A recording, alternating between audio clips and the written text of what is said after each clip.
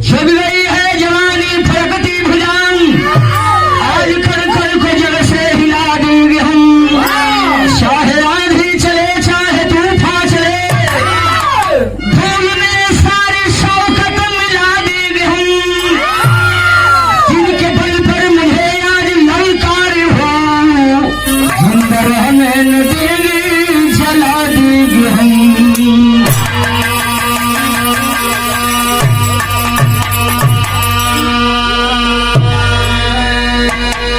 पानीदार मरद पानीदार बरद इनकर अलग पहचान हुए। पानीदार बरधा अगर पछुआ हुआ भले ही से वो हमारे रंग का काहे ना हुए। हरे में नाच दबा तो टिकोरी बर्दाश्त न करी हम। हाँ और वही में मोटका हो जरका उनके हरे में नाचता तो सोचला तो चार फेरा तो कैदे से चली हम और फिर गुरुवार पोकर लगी हम।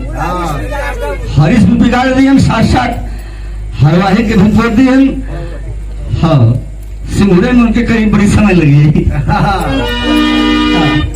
कुल कपड़ा लत्था बिगाड़ दिए। पानीदार मर्दन का पहचान हो, अगर पानीदार मर्द हो तो कहीं गोली से ज्यादा पार्टी का घाव लगेगी।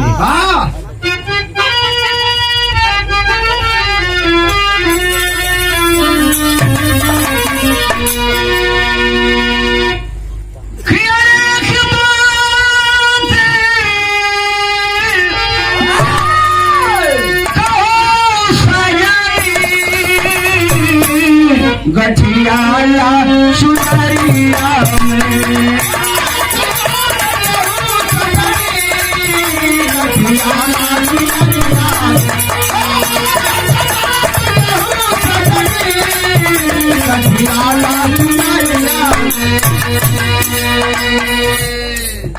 भाव हो।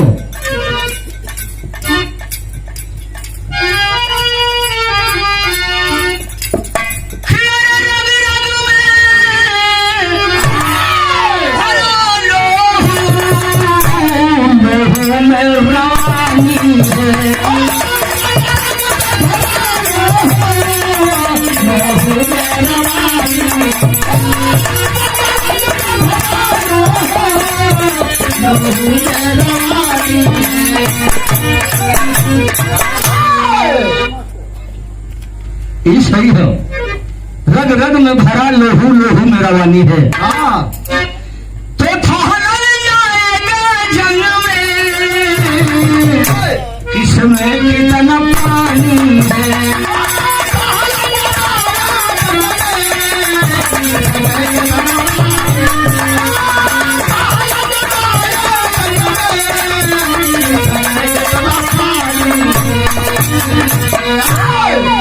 यही जन से कहानी का शुरुआत हो गई। कहानी कहाँ का बा? वीरों का बसाखा राना, वीरों का बसाखा राना, हसीनापुर बलदानी, रणधीर नभु से धरती जो दिल्ली है राजधानी। एक रसी नाम का पट्टा, एक रसी नाम का पट्टा, रग रग में भरी जवानी, दरबार से मिलता खर्चा करने को पहलवानी।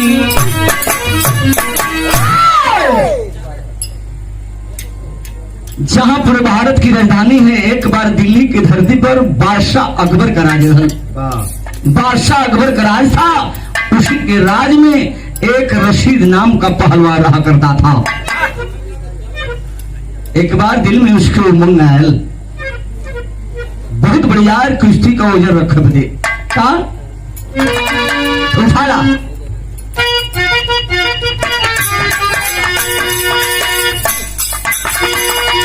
एक बार बादशाह अकबर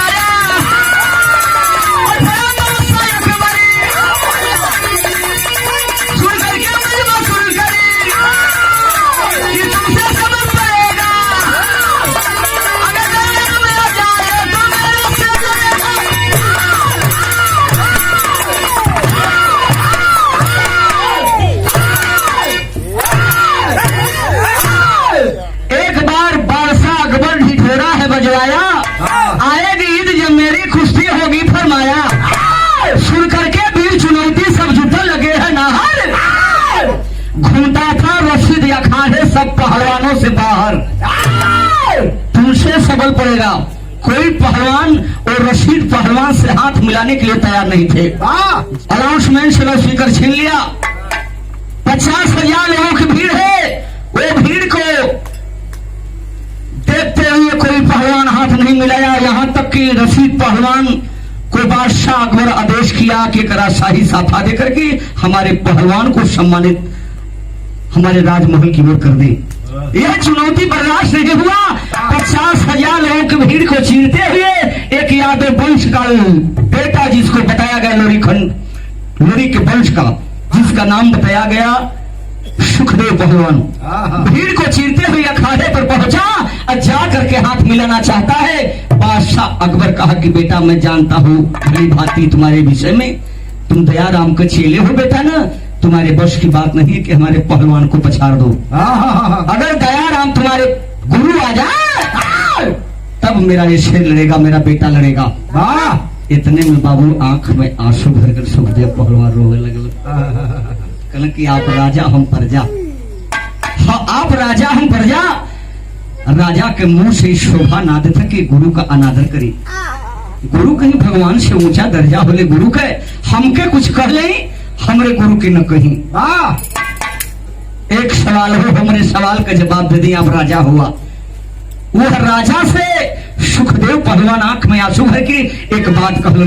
का बात कहूं बाबू? यहाँ गीत लगी।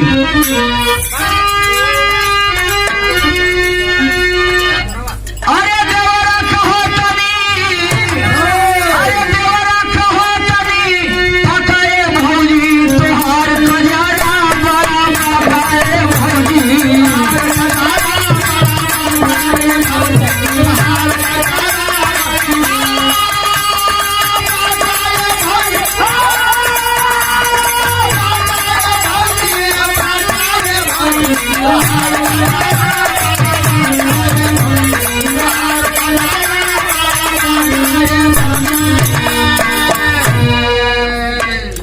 लाइन गौर करी हम। सुखदेव पहलवान बादशाह अकबर से हाथ जोड़ के सवाल किलन, कहलन कि हमारे तक बात ठीक हो, हमारे गुरु का अनादर न करी। का कहलन रवि भैया?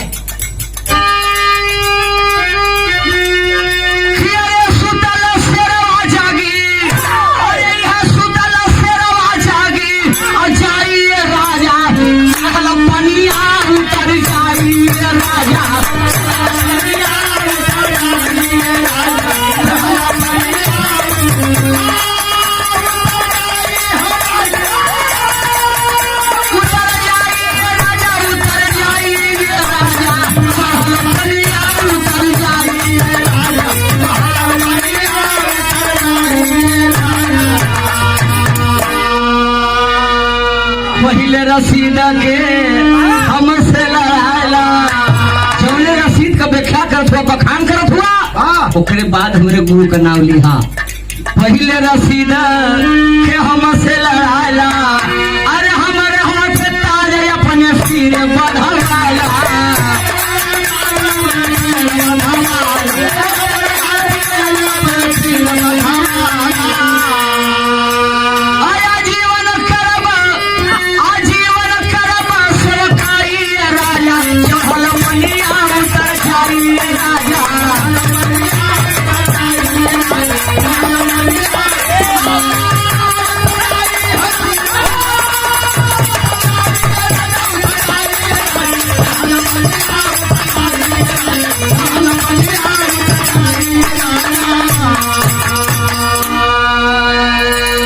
देखें, ये उम्र में पूर्वांचल में, ये उम्र में चंदौली की माटी के हमारे बाबू साहब हैं, करीब 10 साल से ढोलक हमारे साथ में संगत करत हूँ।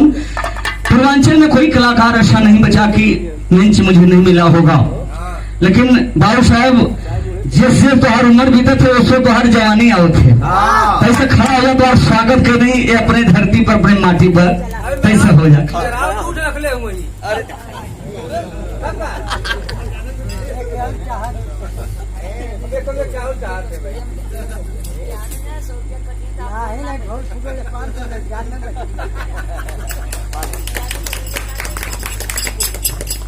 बताइए ये उम्र में इतना संघर्ष हमारे लिए चंदौली से चल कर आते हैं, सौगंध खाएंगे जुल्म जब तक गुरुबरी ब्याह इस समाज में चलेगी तब तक, जब तक मैं जिंदा रहूंगा तब तो तुम्हारे साथ में संघर्ष करता रहूंगा। ये बड़प्पन है, भाव है।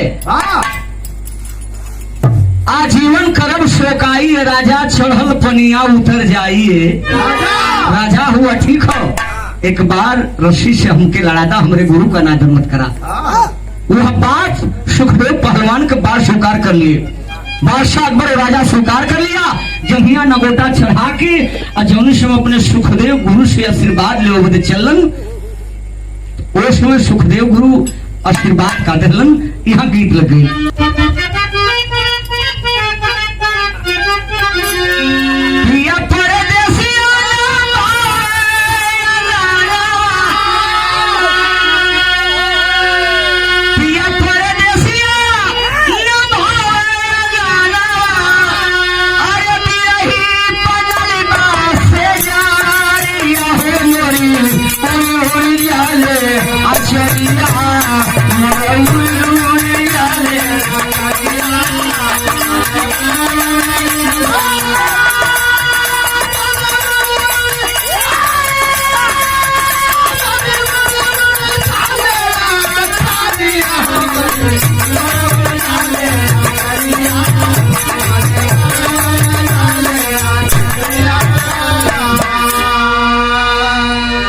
मर्दन के जब बात तीर मठी लगले, कहीं जाके शब्द वेदी बाण जैसे काम करेले। भैल का सुखदेव पहलवान के दया रामस्ताद आशीर्वाद क्यों 50,000 लोगों के बीच से कैसे विदाई कर धुआं खाए बुला दिए।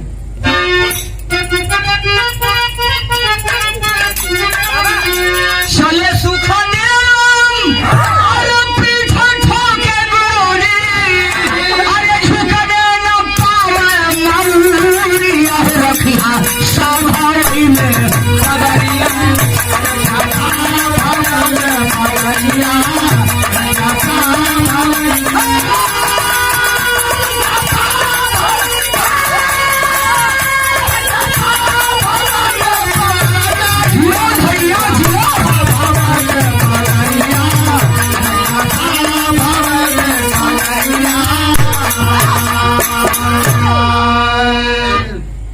सुखदेव पीठ ठोके गुरुजी, झुकने न पावे मौरिया, हो रखी हा सब होए में पगरिया। ललकारे अकबर, बादशाह अकबर ललकारा रशीद पहलवान को। ललकारे अकबर हरी रसीद को जाई, आहस के सुखदेव ले हला मिलाई।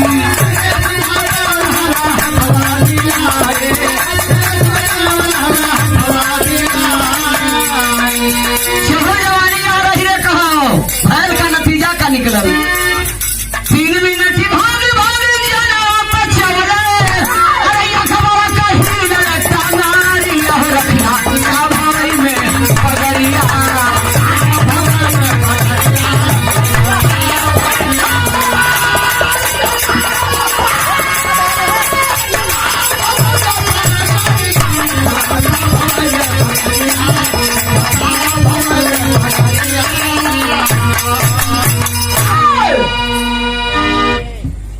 जौने वीर का जौने पहलवान का इतना प्रशंसा, इतना उपमा दल गल। सुखदेव पहलवान के सामने 3 मिनट भाग भाग के जान बचौलन। बादशाह अकबर कहा कि ये कैसा हो गया भैया, क्या हो गया? रेफरी को आदेश करता है कि कुश्ती बंद किया जाए 5 मिनट के लिए। कुश्ती बंद कराने के बाद रशीद पहलवान को ले गया, तमाम ताड़ना देता है कि कुछ रिश्वत ले लिया या कोई घूस ले लिया, तूने तो अनादर कर दिया बड़े राज दरबार का। जो काजू बादाम किशमिश सारी संपत्ति तूने खिला दिया, तुझे खिला दिया, लेकिन आज राज दरबार का सम्मान तूने ले लिया, अनर्थ हो गया। कलक के भाई रशीद बा पहलवान कलक के भाई परचावत रही ना, एदा हम जाए तब देखा का करीला। ए भैया, जब दोबारा रशीद पहलवान और अखाड़े पर चलन और सुखदेव पहलवान से लड़ पड़े तो ओ समय भैल का बिहार शैली के अंदर भाव है।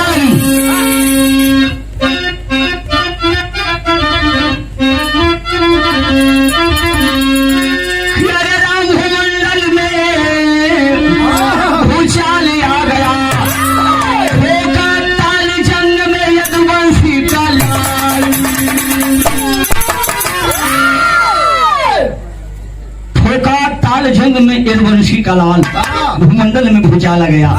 दोबारा जब पहलवान हाथ मिला के लड़ चलत हुआ उस में देखा हम लड़ले ना हिला कैसे लड़ के सुअरा से बच गई है दोनों का आशीर्वाद हो लड़ ना हिला। लेकिन जे लड़ने भिड़े हुई वो कभी कारीगरी देखी कितना बढ़िया दाव काट कर काट हो कैसे लड़ चलरिया लग गई वह गीत हो बारी बारी अरे हमरे रहमा बारी बारी अरे हमरे रहमा बारी उमर कमर लचकनिया बारी उमर कमर लचकनिया गरिया निहुर के खींचे कनिया गरी गई झूले झूलनिया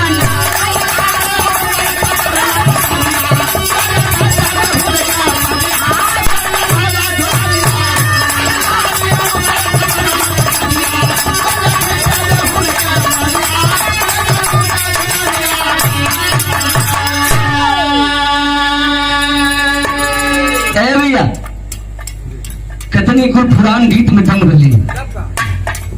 आजकल का गीत ऐसा गीत के बदल के लोग बोलता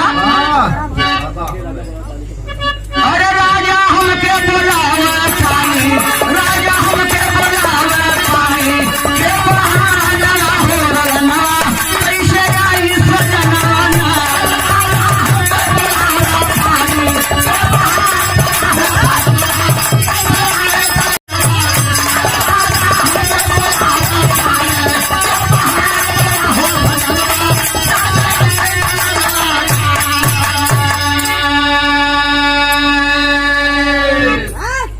बोतल तो बाबू साहब के पानी पिया था लोग जवानी आ जाए उनका नहीं पानी की जरूरत हम बुझे थी जितना पानी फेंकत हुआ उतना पानी पीना सही भगवान जनिस में हाथ मिला के लड़ा वाला चलत हूँ जय बजरंग का नाम लेके और उसमें कभी जी भाव लिखत हूँ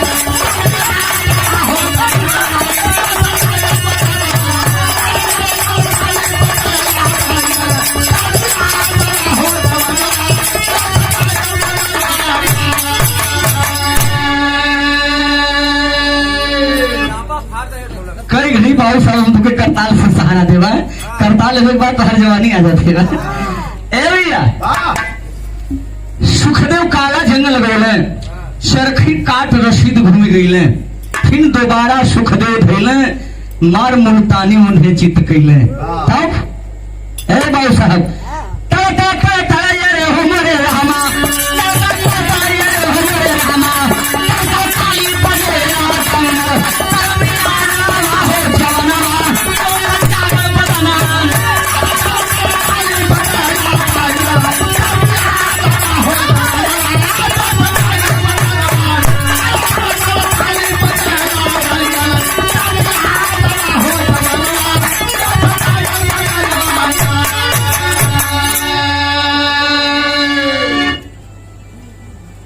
सोच लें, रशीद पहलवान को बीच अखाड़े में पटक करके सुखदेव पहलवान चौचक सीना में बढ़ गई, गड़गड़ाहट की ताली बजने लगी, तमाम लोग जयकारा लगाने लगे। बादशाह अकबर अवाक हो गया, इसलिए कि वो राजा था। राजा का जो नियम है, जो कानून है, उसको करना है। वो जमाने में राजशाही, एक राजशाही साफा देकर के $500 देकर के सुखदेव पहलवान के गाजा बाजा से उनके देश की ओर विदा करता है। गौर करिहन, जब सुखदेव पहलवान अपने घर की ओर चल रहे, यह खुशी का तख्त बदल हो, इसी बड़ियार खुशी कहीं घरवा हो। का खुशी हो? वही दिन सुखदेव पहलवान की धर्म पत्नी के बड़ा होनहार लड़का पैदा हुआ। लोग पूछलन कि रे भैया, लड़का का राशि का नाम तो ऐसे पूछला पंडित जी से कि राशि का नाम का है बेटवा के? क्यों कहलस कि रे भैया राशि का नाम पूछा जात हुआ, राशि का नाम तेकर बाप खुदे लेके आ गिलन। आज के दिन विजय कैले हुन, ते बेटवा का नाम भी विजय रखाई, लड़का का नाम विजय रख गल। धीरे धीरे 28-29 दिन बीतल, 40-50 से गाय रही सुखदेव पहलवान के। दिन भर चरावे गैयन के आड़ी में बांध के वही दूध पिए, वही रियाज मारे, वही सारी तैयारी कैलन। 28 दिन बीतने के बाद नतीजा का निकलल, प्रतिशोध की ज्वाला भड़क उठी मेरे अंदर। बादशाह अकबर की प्रतिशोध की ज्वाला भड़क उठी। अकबर मन में ठान लिया, अरे ईद मेरी बन गई, मुहर्रम सभा बीच अपमान किया। निठुर अभिमानी मन ही मन योजना एक बनाया है, अरे सुखदेव पहलवान के पापी घर में आग लगवाया है। किसी के द्वारा भेज करके सुखदेव पहलवान के घर में आग लगा दी गई। सुखदेव पहलवान का घर ना पूरा गाँव में जरा लगल। फिर जाके कल के पहलवान बड़ा निडर सुतल हुआ, तेरे घर में आग लग गई, घरे के तबाद छोड़ दा, पूरा गाँव में जल के राख हो गल। ए भैया घर में आग लगवा दिए लोग। सुखदेव पहलवान के क्यों खबर दलन के तोहर गाँव में जल गल, तोहर घरवा जल गल हो भैया। सुखदेव पहलवान अइलन, जब देखलन अपने घर का दृश्य देखलन त धरती पैर से फिसलने लगी। गौर करेंगे, पानीदार मर्द और पानीदार बरद, पानीदार मर्दन के अगर बात लग गई तो कहीं गोली से ज्यादा घाव करेले। और शांति कैलस का, शांति आग लग गई जरूर, लेकिन जल गई। सोची कि इसी आग में हमारा बेटा भी जल जाएगा, पूरा परिवार जलकर राख हो जाएगा, लेकिन अपने पति का जो संपत्ति है, जो पति का जिनासी है, इसको मैं कायम रखूंगी। वही राजशाही साफा में लुपेट करके उस बेटे को लेकर के एक जंगल की ओर चल देती है। यह सुखदेव पहलवान जब अइलन तो सोचल कि ओहो, हमारा एक लौता बेटा दूध मुहा बच्चा भी जल गया, हमारी बीवी भी जल गई होगी, हमारे पिता भी जल गए, हमारी माँ भी जल गई, तो इस दुनिया में रह कर मैं क्या करूंगा। दिमाग का संतुलन बिगड़ा उस पहलवान का। लाठी लेकर के दूसरे दिशा की ओर चल लिए, दूसरे दिशा की ओर चल रहे बाबू, यहाँ कपड़ा छोड़ दा। शांति 2 दिन 2 रात, रात में कहीं आराम करती थी जरूर, लेकिन दिन भर वो चलती थी। वो धीरे धीरे धीरे धीरे एक राजा के दरबार में पहुंचती है, बाऊ साहब के दरबार में पहुंचती है। घनघोर जंगल था, शाम का वक्त है, सोच रही है कि यहाँ शाम हो गया, इसी जंगल में मैं अपने बेटे को लेकर के रात बिताऊंगी, उसके बाद सुबह होने के बाद ईश्वर को जो मंजूर होगा उसके हाथ में फैसला है। लेकिन घोड़े पर सवारी करके वह राजकुमार, वह राजा राजपूत परिवार का चल रही अपने राज का भ्रमण करने के लिए। जब जंगल की ओर पहुंचे तो आवाज उनके कुछ दूध मुहे बच्चे की आवाज आती है। धीरे धीरे घोड़ा का लगाम ढीला कैलन, धीरे धीरे उस अबला के करीब पहुंचलन। जब अबला के करीब पहुंचलन तो बहन का आवाज लगाए कि अरे बहन, इस जंगल में, घनघोर जंगल में क्या आवश्यकता है, क्या विपद पड़ी है कि घनघोर जंगल में इतनी रात को तुम समय गुजारने के लिए तय कर रही हो? तुम्हें शेर बाग फाड़ कर खा जाएंगे पगली। जब बहन का आवाज बहन के कान में गल, अपने आंचल को फाड़ करके और भाई के रिश्ता को कायम करते इस दुनिया में रक्षा के रूप में स्वीकार करते हैं। करने के बाद पूछ रहे हैं कि बहन किस विपद की मारी हो, सच सच तुझे बताना होगा, क्या कारण है? तो बहन रो रो बतावेले। का बतावेले नंदा? तो बाबू साहब से का बतावेले?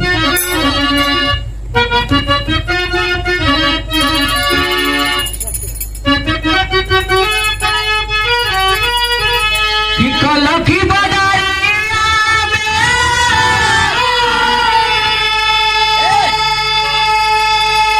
ए बबुआ देखी पहरिया में सारी ओरी छौलसी अनार मुरी बाबूजी धर्म का हमार भारी हुआ अगर पूछत हुआ एक बहन के फरियाद का आप गवाह हुआ पूछत हुआ तो हम बताओ थी लोग परिवार सब ए भैया सपना हो गई लय हो या शांति भई घर से फरार मोरी बाबूजी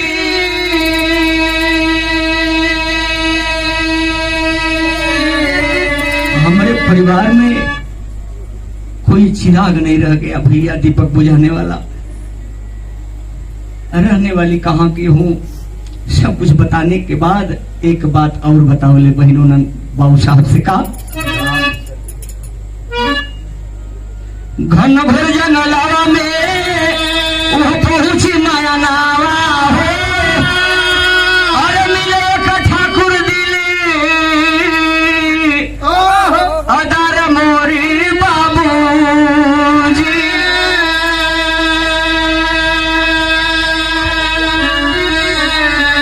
बतिया पूछना लागे अरे रोवाजन बहिनिया हो कहाँ बटे घरवा आई दुआरे मोरी बाबूजी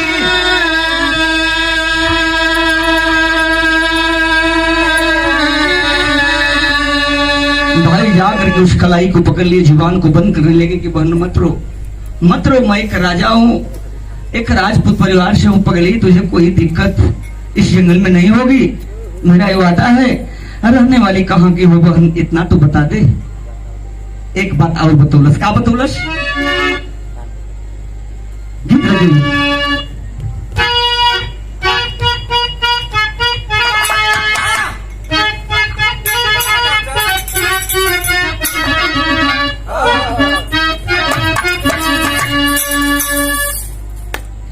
दिखाई गीत चाहे हमारे बहन बैठल है चाहे हमार मतारी रहे चाहे सकल समाज का बहन बिटिया रहे दरवाजे भी गा सकला दरवाजे के बहरे भी गा सकला सिवान में भी गा सकला कितनी सुंदर गीत हो कि चला चली धान रोप धनिया चला चली धान रोप धनिया रिमा रिमा बरसला पनिया चला चली धान रोप धनिया बरसला पनिया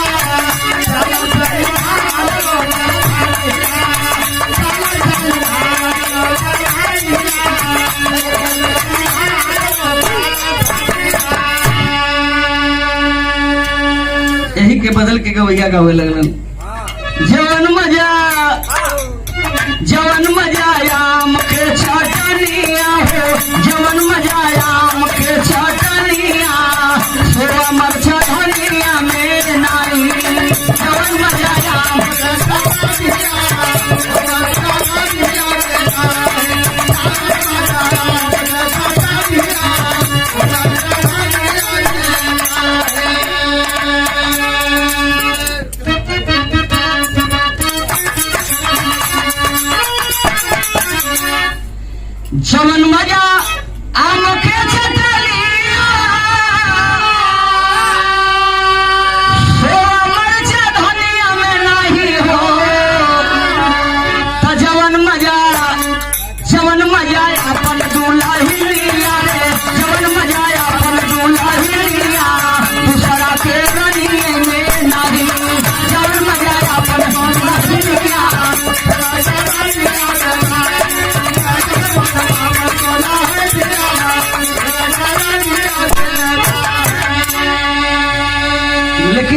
दमयंती बता रही हो, नंदा ठाकुर से बता रही है कि आपने जीवन की बात। भाव है उठा के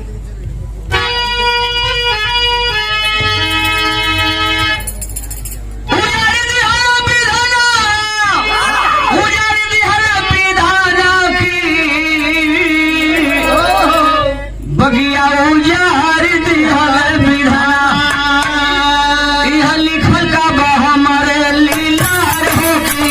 बगिया उजार दिहल विधाना, हमारे लीलार होगी। बगिया उजार दिहल विधाना, हमारे लीलार होगी।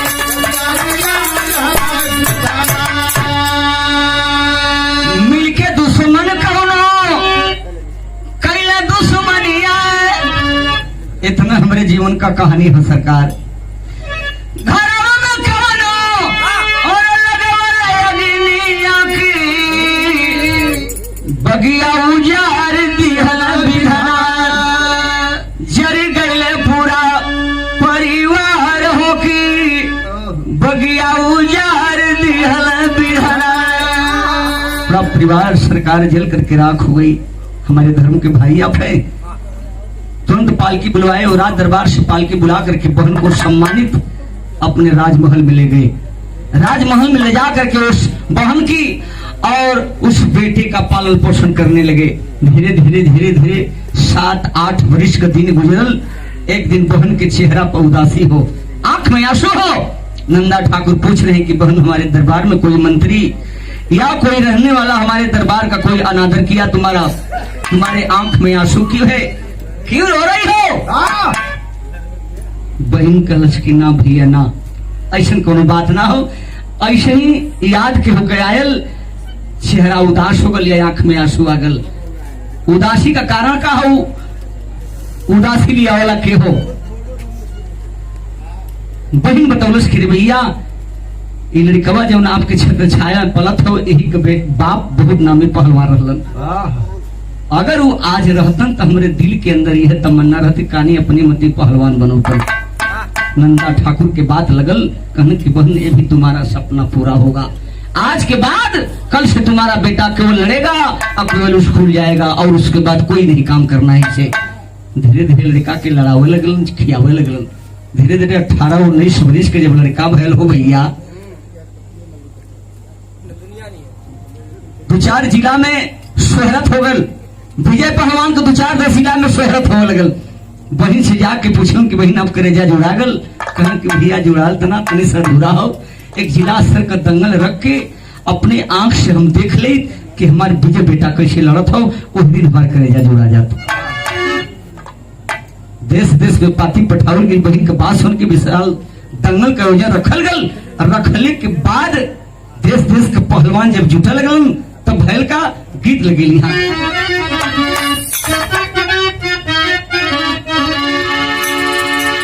वह गीत है कि हमारे बाबा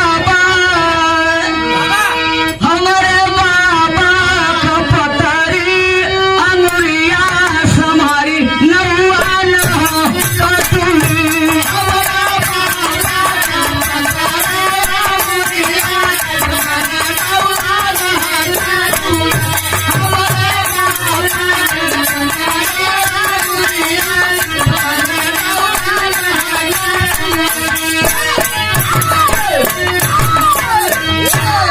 वही कुश्ती देखे बदे तमाम भीड़ जात हो। एक साधु बाबा सवाल के लड़कन से कि भैया ये मुरल भीड़ कहा जात हो। साधु बाबा पूछत हूँ लड़कन से का कैसन भीड़ लागली, कैसन भीड़ लागल बाबा फरमावल सरन बजावल। बाबा सरंगी बजावत हो। लड़कन से पूछत हूँ कि बेटा कैसन भीड़ लगल जात हो, कहाँ जात हुआ? एक लड़का ढकेल दिलक तू साधु का जात, गांव में जाके मांग खाए कि शाम की दुनिया रमावे की चाहिए, ये भीड़ से तो कैसे कौन जरूरत हो?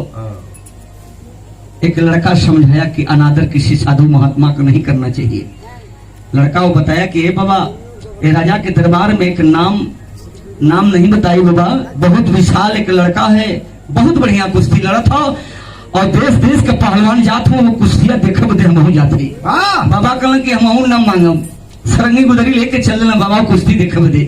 जब वहां देखा बदे पहुंचलन तो वहां 4-5 जोड़ विजय पहलवान कुश्ती पटक के अखाड़े पर घूम रहा है। जब घूमत हुवन नंदा ठाकुर ऐलान कर रहे हैं कि है कोई माई का लाल तो हमारे विजय पहलवान से लड़ सकता है, कोई भी हाथ मिला लिया। ए भैया इतने में भैल का गीत बजेंगे।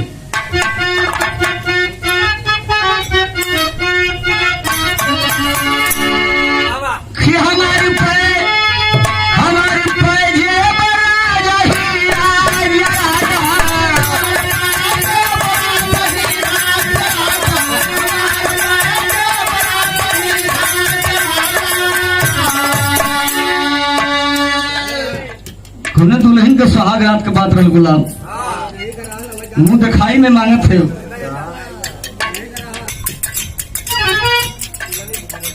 हाँ हाँ बताओ थे कौनो सुहाग रात के कौनो दुल्हन छुए के पहले मुंह दिखाई मांगत थे।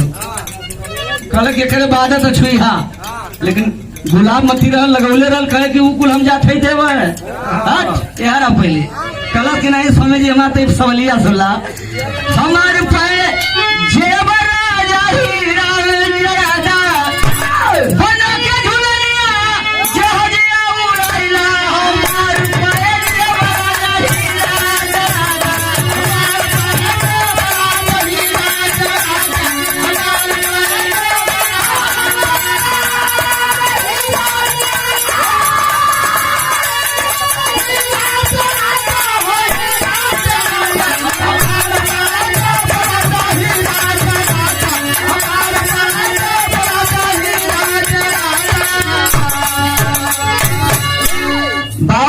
बाबा से बात ना बर्दाश्त भइल वो चैलेंज नंदा ठाकुर का चैलेंज बर्दाश्त ना भइल बाबा कैलन का अरे वो बड़ा पड़ी हो अरे वो बड़ा पड़ी हो नसा नसा में जवानी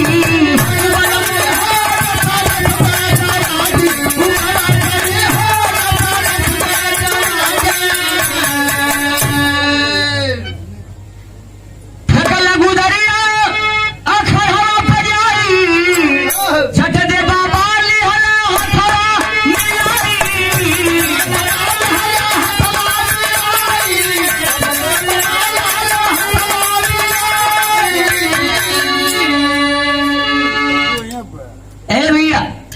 झट दे बाबा लिहले हथला मिलाई। बाबा कहन के रे बेटा सही से जगहिया देता अपन निगोटा देता लाल। बाबा के पहलवान लोग रोकत हैं रे बाबा बुढ़ती में अपन समय मन बेकार करवावा कमर मत करवा। 24 घंटा के बाद एक बार भोजन करत हुआ राज दरबार का खर्चा लेके पहलवान काजू बादाम का कुल्ला करत हो बात घबरा जाई। बाबा के बर्दाश्त ना भल मतलब ठोका मत फेंकल लगू दरिया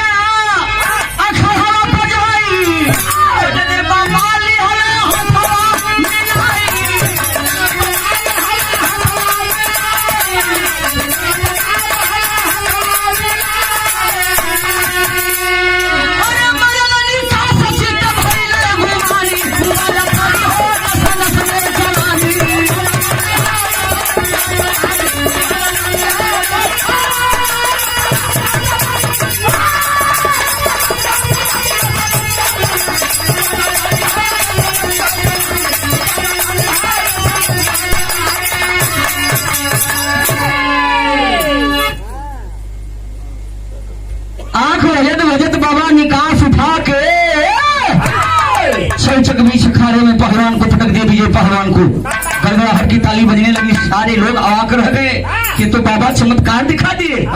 हम लोग तो कभी सपना में भी नहीं सोचा था कि बुढ़ौती के औखत में बाबा इतना कमाल कर दी। हम जा करके नंदा ठाकुर पूछने लगे वो साधु बाबा से कि ये बाबा ये बताई कि हमारा जो बेटा लड़ रहा है या लड़का लड़ा भांजा लड़ रहा है कुछ कमी हो या सही हो। कहना कुछ कमी लड़का में हो भैया थोड़ा सा कमी हो कौन नीक पहलवान से मुलाकात कराए के 2-4 महीना रियाज करवा देबा कर कमी दूर हो जाए। नंदा ठाकुर कहला कि बाबा हमके होके खोजे जाब अब कहाँ आप ये हुआ हमरे दरबार में रह के जितना आप दिन भर में मांगत हुआ ओकर ठीक 3 गुना दे दे रह के हमारे भैया का कमी निकाल दा, कमी निकाल दा रह के छौनी पर नंदा ठाकुर राजा का बात मान के वो विजय पहलवान के लड़ावे लगल। साथ में धीरे धीरे 2-4-10 पहलवान के शिक्षा देवे लगल, लड़ावे लगल। नतीजा का निकलल 4-6 महीना के बाद गुरु पूर्णिमा के दिन जब आयल तो 2 दिन पहले बाबा बोले कि ए नंदा ठाकुर कल के बाद परसों ये साधु बाबा आपके दरबार से गोरखनाथ चले जाएंगे, सारे शिष्य अपने गुरु का पूजा करेंगे तो मैं यहाँ से कल के दिन में चला जाऊंगा बाबा गोरखनाथ के चरणों में पूजा करने के लिए। जो भी तुझे करना खुद जो भी विदाई में देना है वो दे देना। डुगडुगिया बजवा दिए, सारे शिष्यों से कह दिए कि कल बाबा की विदाई है।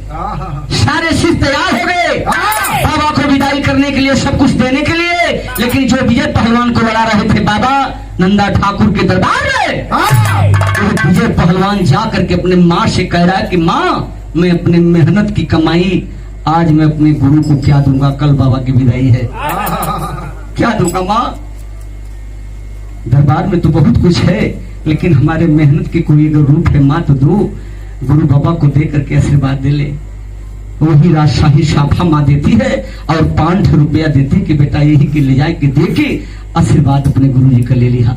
जब लेके वो बेटा चलल साधु बाबा का नजर वो साफा पर पड़ल तब बाबा के आंख में आंसू झरझर झरझर रोवत हो साधु बाबा। अयहर विजय पहलवान सोचत हूँ कि बाबा यही खातिर रोवत हूँ कि जेके लड़ाओ बदे 6 महीना रह गई आज वो करे हाथ में साफा या 5 रुपया हो जेकरे नाम से ना हिला आज तमाम सब कुछ दे के हमारे खजाना में भर दिए। कैलन का कहूँ ना बाबा। वो शिष्य विजय बेटा कहता है बाबा से, क्या कहता है,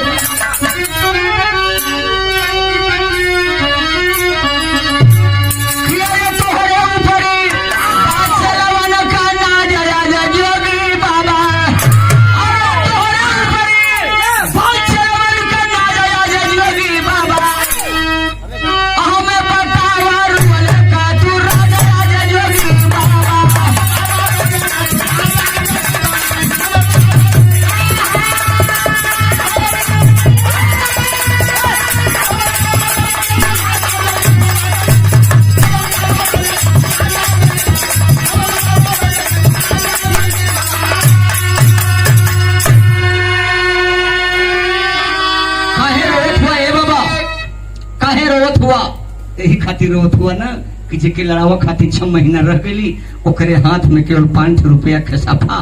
बाबा कहना कि ना बेटा एक खातिर ना रोत है, हमारे खे सवाल हो सवाल के जवाब दे दा बेटा। का कहलन, बोले जोगी बेटा इस साफा कहाँ पर पवाला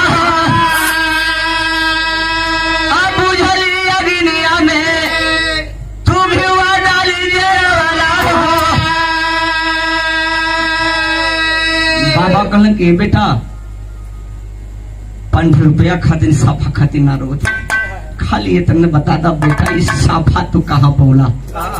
वो लड़का बताया कि साफा का राज हम न बताई। बाबा बताई कि बताओ तो लड़का का बताओ।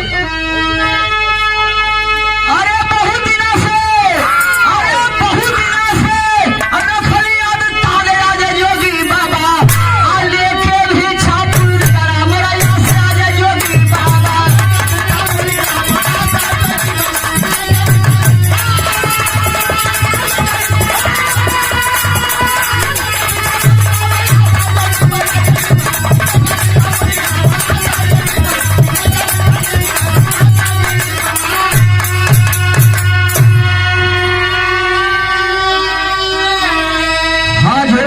बेटा कहा कि गुरुवर इस साफा का राज मैं नहीं बताऊंगा, इस साफा का राज तो हमारी माँ बताएगी। बाबा कहना कि माँ से मुलाकात करा दो बेटा। कहना कि वो राजा से बात करनी हो गई। राजा को बुलाए, बुला करके सवाल कर दिए कि ए राजन कुछ मुझे नहीं चाहिए तुम्हारे दरबार से, केवल यही चाहिए कि साफा का राज, ये साफा तुम्हारे राज दरबार में आया कहाँ से, कैसे आपके दरबार में साफा पाया गया। कहना कि ये सरकार ए बाबा हम राजा तो जरूर है, लेकिन सफवा का राज हम न बता पाई। बताई कि चलिए आप हमारे राज दरबार में, वही बताएगी हमारी बहन। तो चलो वहां थकाछक दरबार भरा हुआ है, पर्दा लग गया, पर्दा के उधर बहन है और पर्दा के इधर बाबा जी। बीच में बाबू साहब पूछने लगे कि धर्म की हमारी बहन हो, एक ही दूसरे सवाल है, इस सफा का राज मुझे बता दो कि आखिर सफा तूने पाई कहां। इसका कारण बहन आंख में आंसू लेकर के सवाल करती है कि ए भैया, जिंदगी में सब कुछ पूछला, सब कुछ बतौली, लेकिन साफा का राज अगर पूछत हुआ तो कलेजा मुझ गया था। साफा का राज मत पूछा, बेबस कर दिए। वो नंदा ठाकुर की बहन, तुझे बताना होगा, मुझे इस बात की जानकारी नहीं लेना है, कहीं और दूसरे साधु बाबा है उनको जानकारी देना है। साधु बाबा है बगल में, उनको बता दे कि साफा का राज क्या है। बहन आंख में आंसू लेकर के बताओ, लेकिन भैया पूछत हुआ तो बताओ थी क्या बताओ ले।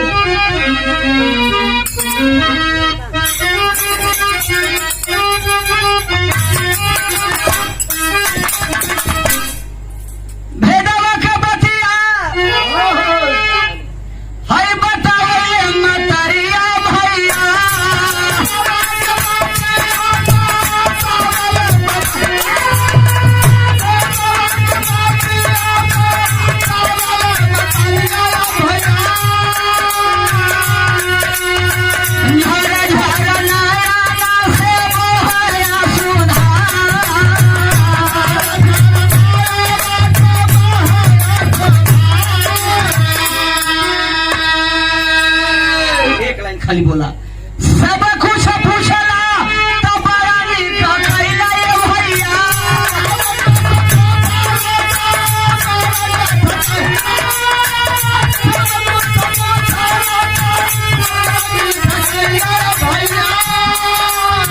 निक नहीं कइला कुछ की सब होई करा।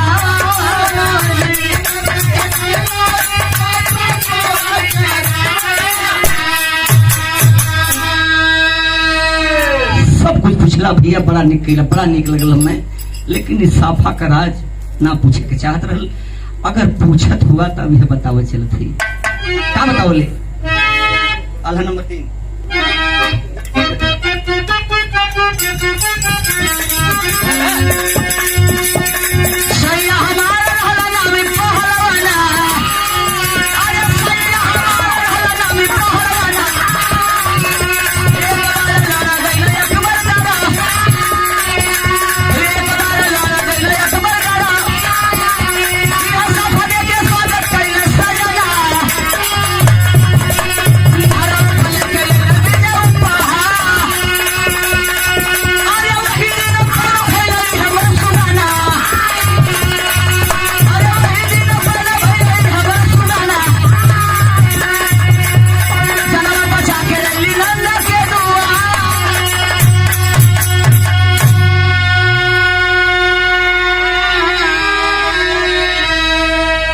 मेरे जीवन का कहानी है भैया।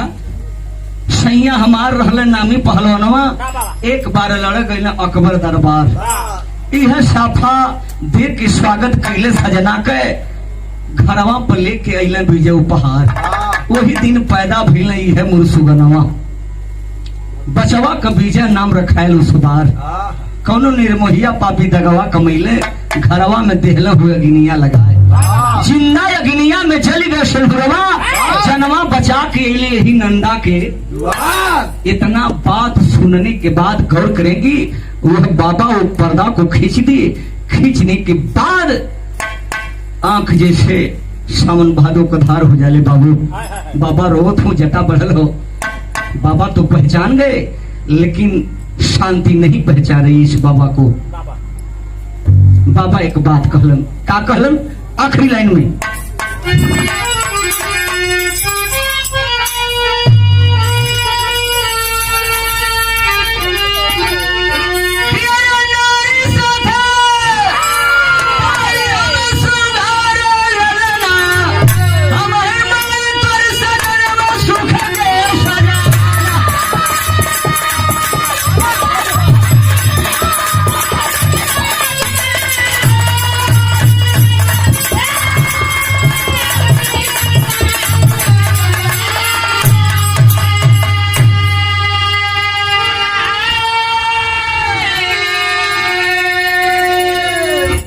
नारी साथे पवली हम सुघर ललना, हम ही बारी तोर सजनवा सुख देव सजना। अरे पगली मुझे पहचान ले। जटा बढ़ गई, दाढ़ी बढ़ गई, पहले से आज से कितना परिवर्तन है, लेकिन तुम हमारी धर्म पत्नी हो, मैं तुम्हारा पति सुखदेव वही हूँ। पगली पहचान ले। कैसे ईश्वर ले आकर के, ईश्वर की माया क्या है, ले आकर के तीनों लोगों को मिलाता है। कहना है बिना भाव किस भाव भजनिया,